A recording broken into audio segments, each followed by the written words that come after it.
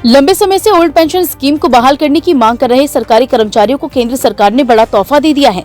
प्रधानमंत्री नरेंद्र मोदी की अगुवाई में कैबिनेट ने केंद्र सरकार के कर्मचारियों के लिए यूनिफाइड पेंशन स्कीम पर अपनी मोहर लगा दी है।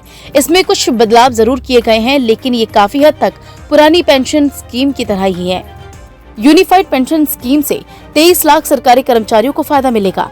इसका मकसद कर्मचारियों को सुनिश्चित पेंशन, पारिवारिक पेंशन और न्यूनतम पेंशन की गारंटी देना है। इस सुधार के बाद सरकारी कर्मचारियों के सामाजिक और आर्थिक सुरक्षा की भावना में बढ़ोतरी होगी।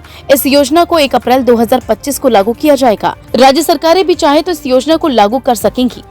सबसे पहले जान लेते हैं कि यूनिफाइड पेंशन स्कीम यानी यूपीएस क्या है। पहला, शनिवार को कैबिनेट से यूनिफाइड पेंशन योजना को मंजूरी मिल गई। यूपीएस के तहत अब रिटायर्ड कर्मचारियों को 12 महीने की एवरेज बेसिक सैलरी का 50% निश्चित पेंशन के तौर पर मिलेगा।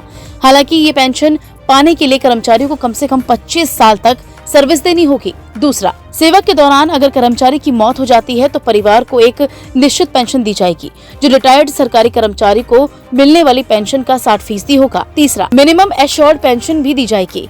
इसका मतलब है जो लोग 10 साल तक ही नौकरी करते हैं उन्हें कम से कम 10,000 रूपए की पेंशन मिलेगी। अब जान लेते हैं कि अगर किसी की बेसिक सैलरी 50,000 है तो कितनी पेंशन मिलेगी। जैसा कि इस योजना में कहा गया है कि कर्मचारी को रिटायरमेंट के बाद 12 महीने के एवरेज बेसिक सैलरी का 50% पेंशन के तौर पर दिया जाएगा।